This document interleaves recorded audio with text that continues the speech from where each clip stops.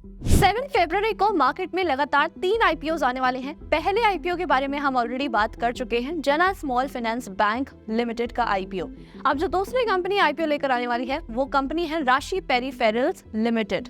अब इसको हम आरपी टेक भी बोल सकते हैं। इस वीडियो में हम जानने वाले हैं कि कंपनी क्या है, कंपनी के फाइनेंशियल्स क्या है, कंपनी कैसा काम कर रही है और कितने वैल्यूएशन पर मार्केट में आ रही है, और एट लास्ट ये भी जानेंगे कि आपको इस आईपीओ में अप्लाई करना चाहिए या फिर सिंपली अवॉइड करना चाहिए। आगे बढ़ने से पहले अगर आप हमारे चैनल पे न्यू हो तो चैनल को सब्सक्राइब करना, बेल आइकन को प्रेस करना, इस वीडियो को सभी के साथ शेयर करना बिल्कुल भी मत भूलना। और अगर अभी तक आपने अपनी इन्वेस्टमेंट स्टार्ट नहीं की है, आप स्टॉक में इन्वेस्ट करना चाहते हो, ट्रेड करना चाहते हो, तो उसके लिए आपको एक डीमैट अकाउंट की जरूरत जरूर पड़ेगी। उसका लिंक आपको हमारे डिस्क्रिप्शन बॉक्स और पिन कमेंट में मिल जाएगा। आप फ्री में डीमैट अकाउंट ओपन करा सकते हो। अब फटाफट आगे बढ़ते हैं और कंपनी के बारे में जानते हैं। सबसे पहले तो कंपनी इनकॉर्पोरेट हुई थी 1989 में, तो हमें ये पता चलता है कि कंपनी काफी ज्यादा पुरानी है। साथ में अगर कंपनी के बिजनेस मॉडल की बात की जाए तो इनका बिजनेस मॉडल काफी ज्यादा यूनिक है।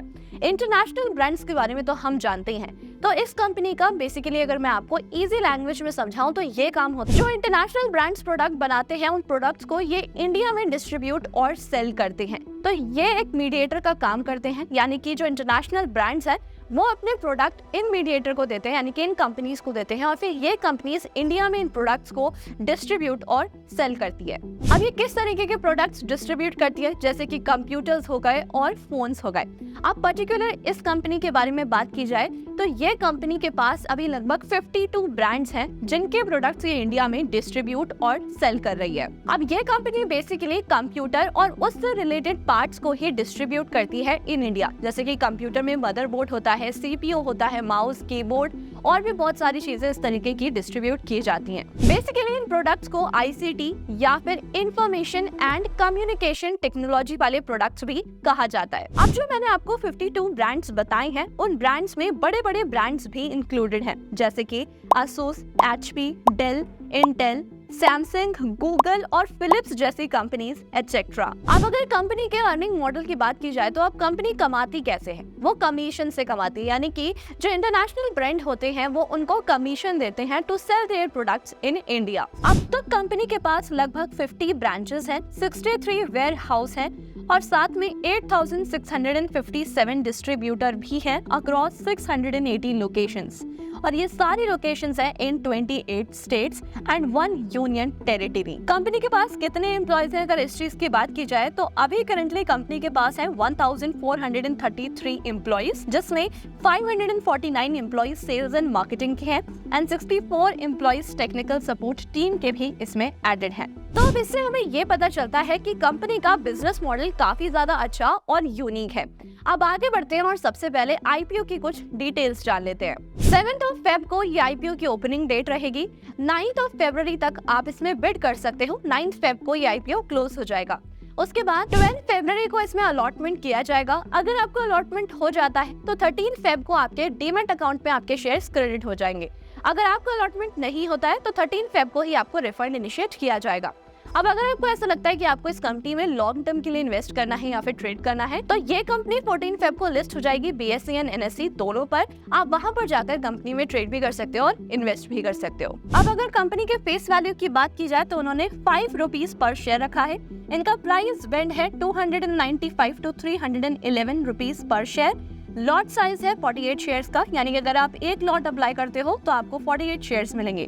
टोटल इशू साइज रहेगा 600 करोड़। इसमें पूरा का पूरा फ्रेश इशू ही है, ऑफर फॉर सेल नहीं है। काफी ज्यादा अच्छा पॉजिटिव पॉइंट यहाँ पर देखने को मिलता है। अब अगर रिटेलर कैटेगरी की बात की जाए तो पर लॉट में आपको 48 शेयर्स मिलने वाले हैं और अमाउंट रहेगा 14,928। अब रिटेलर कैटेगरी में मैक्सिमम आप 2 लाख से ज्यादा नहीं इन्वेस्ट कर सकते, तो आप टोटल 13 लॉट्स ही अप्लाई कर सकते हो। इसमें आपको शेयर्स मिलेंगे 624, जिसका अमाउंट रहेगा 1,94,064 रुपीज। अब अगर नेट इशू पर रिजर्वेशन की बात की जाए तो रिटेलर कैटेगरी के लिए 35% का रिजर्वेशन रखा गया है ऑफ नेट इशू। इससे काफी ज्यादा पॉजिटिव इम्पैक्ट ये क्रिएट होता है कि अलॉटमेंट के चांसेस इंक्रीज हो जाते हैं। अगर प्रमोटर के शेयर होल्डिंग की बात की जाए प्री इशू तो वो था 89.65%, वही पोस्ट इशू रह जाएगा 63.41%। अब फटाफट आगे बढ़ते हैं और कंपनी के फाइनेंशियल्स भी जान लेते हैं। अब अगर फाइनेंशियल्स में एसेट्स की बात की जाए तो 2021 में इनके टोटल एसेट्स थे 1594,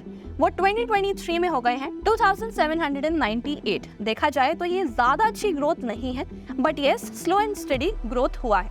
रेवेन्यू की बात की जाए तो रेवेन्यू 5930 था इन 2021, वही 2023 में हो गया 9468। रेवेन्यू में काफी अच्छी ग्रोथ देखी गई है। अब अगर प्रॉफिट की बात की जाए तो प्रॉफिट यहाँ पर कम होता हुआ दिख रहा है। 2021 में 136 करोड़ था, वही 2023 में 123 करोड़ रह गया है। अब अगर ROCE की बात की जाए तो वो है 14.21%। मिनिमम 15% होना चाहिए, जो कि अच्छा माना जाता है, लेकिन अगर देखा जाए तो ये भी ठीक ठाक ही है। अगर डेट इक्विटी की बात की जाए तो डेट इक्विटी यहाँ पर ज्यादा है, जो कि 1.53 लगभग है। 1 से जब कम होता है डेट इक्विटी तो ज्यादा अच्छा माना जाता है। इसका मतलब ये है कि कंपनी के ऊपर डेट ज्यादा है। अब जो पी रेशियो कंपनी लेकर आ रही है वो है 14.23। तो आइए एक बार चेक करते हैं कि कॉम्पिटिटर्स से क्या इसकी वैल्यूएशन ज्यादा है या फिर कम है। अब यहाँ पर आपको एक कॉम्पिटिटर शो हो रहे होंगे जो कि है रेडिंगटन लिमिटेड। अगर इनके पी रेशियो की बात की जाए तो ये कंपनी का पी रेशियो है 9.92। तो इससे हमें साफ पता चलता है कि कंपनी ज्यादा वैल्यूएशन के साथ मार्केट में आने वाली है। अब कंपनी के ऑब्जेक्टिव्स की बात की जाए कि कंपनी आईपीओ क्यों लाना चाहती है, तो मेन 2 रीजन है। तो यहाँ पर 2 मेन रीजन है। सबसे पहली चीज तो कंपनी के ऊपर बहुत ज्यादा बोरोइंग्स है और ये टोटल फ्रेश इशू है, तो ये सारा अमाउंट यूज किया जाएगा अपने बोरोइंग्स को खत्म करने के लिए। दूसरी चीज वो अपने कैपिटल रिक्वायरमेंट्स को पूरा करना चाहते हैं। और तीसरा तो जो नॉर्मल कॉर्पोरेट फंडिंग्स होती हैं उसके लिए अमाउंट को यूज किया जाएगा। अब अगर ग्रे मार्केट प्रीमियम की बात की जाए तो अभी के टाइम पर लगभग 70 रुपीज चल रहा है और इसमें जो लिस्टिंग गेन आपको मिल सकता है वो लगभग 22% है। अब इसे देखा जाए तो ये मिनिमम से ज्यादा है। मिनिमम 20% होना चाहिए, तभी आपको आईपीओ अप्लाई करना चाहिए, लेकिन जीएमपी ऊपर या फिर नीचे होता रहता है। तो मैं आपको ये बोलूंगी कि अगर आप सिर्फ लिस्टिंग गेन के लिए अप्लाई कर रहे हो तो यहाँ पर आप ज्यादा लिस्टिंग गेन एक्सपेक्ट नहीं कर सकते हो। अब यहाँ तो हमने ये समझ लिया कि जीएमपी के अकॉर्डिंग लिस्टिंग गेन आपको ज्यादा नहीं मिलेगा। अगर आपको थोड़ा बहुत लिस्टिंग गेन चाहिए तो इन दैट केस आप अप्लाई कर सकते हो। दूसरी चीज मैं आपको ये बोलना चाहूंगी कि अगर आप अप्लाई कर रहे हो तो सबसे पहले आपको ये देखना है कि उसका सब्सक्रिप्शन कितना जा रहा है और मार्केट में कितनी ज्यादा डिमांड है। डिमांड के अकॉर्डिंग ही आपको अप्लाई करना है। अब ये तो हमने सिर्फ बात करी लिस्टिंग गेन के लिए। अगर लॉन्ग टर्म के लिए आप डिसाइड कर रहे हो तो उसमें भी हम एक बार पॉजिटिव और नेगेटिव देख लेते हैं। सबसे पहले अगर पॉजिटिव की बात की जाए तो कंपनी का सेक्टर काफी ज्यादा अच्छा है, डिमांडिंग सेक्टर है, ग्रोइंग सेक्टर है। अब दूसरा पॉजिटिव इसमें ये है कि उनके पास काफी अच्छे ब्रांड्स हैं, जो कि 52 ब्रांड्स है, उसमें से सैमसंग, डेल, इतनी बड़ी ब्रांड्स भी इनके पास कनेक्टेड है। तो एक काफी अच्छा पॉजिटिव पॉइंट मान सकते हैं। अब तीसरी चीज ये टोटल फ्रेश इशू लेकर आ रहे हैं, तो इससे हमें ये पता चलता है कि कोई भी प्रमोटर अपनी पोजीशन छोड़ के नहीं जाना चाहता।